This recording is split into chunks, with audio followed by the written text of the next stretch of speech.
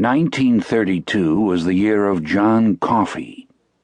The details would be in the papers, still there for anyone who cared enough to look them out. Someone with more energy than one very old man dozing away the end of his life in a Georgia nursing home. That was a hot fall. I remember that, very hot indeed.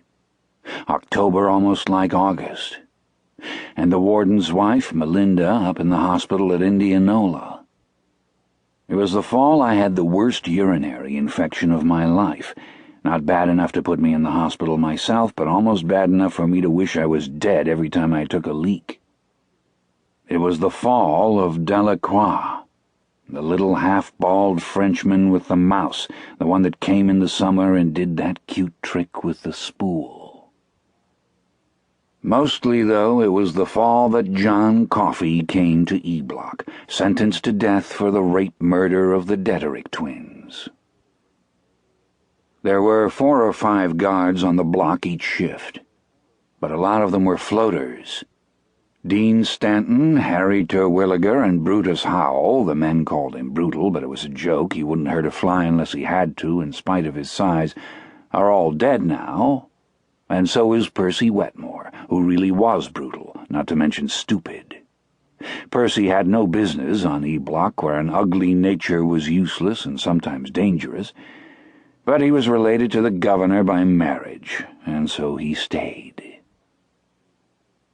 It was Percy Wetmore who ushered Coffey onto the block, with the supposedly traditional cry of, "Dead man walking here." It was still as hot as the hinges of hell, October or not. The door to the exercise yard opened, letting in a flood of brilliant light and the biggest man I've ever seen. Except for some of the basketball fellows they have on the TV down in the rec room of this home for wayward droolers I've finished up in. He wore chains on his arms and across his water barrel of a chest. He wore leg irons on his ankles and shuffled a chain between them that sounded like cascading coins as it ran along the lime-colored corridor between the cells. Percy Wetmore was on one side of him, skinny little Harry Terwilliger was on the other, and they looked like children walking along with a captured bear. Even Brutus Howell looked like a kid next to Coffey, and Brutal was over 6 feet tall and broad, a football tackle who had gone on to play at LSU until he flunked out and came back home to the Ridges. John Coffey was black, like most of the men who came to stay for a while in E Block before dying in old Sparky's lap, and he stood 6 feet 8 inches tall. He wasn't all willowy like the TV basketball fellas, though. He was broad in the shoulders and deep through the chest, laced over with muscle in every direction.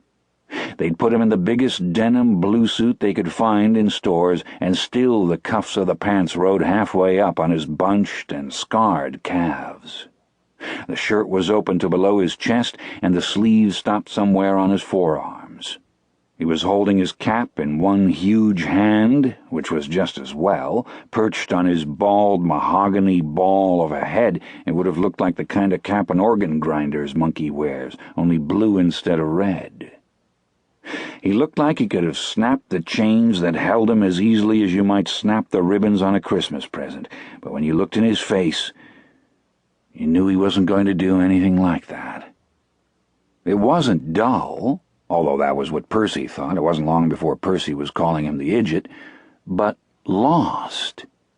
He kept looking around as if to make out where he was, maybe even who he was. My first thought was that he looked like a black Samson, only after Delilah had shaved him smooth as her little faithless hand and taken all the fun out of him. "Dead man walking," Percy trumpeted, hauling on that bear of a man's wrist cuff as if he really believed he could move him if Coffey decided he didn't want to move any more on his own. Harry didn't say anything, but he looked embarrassed.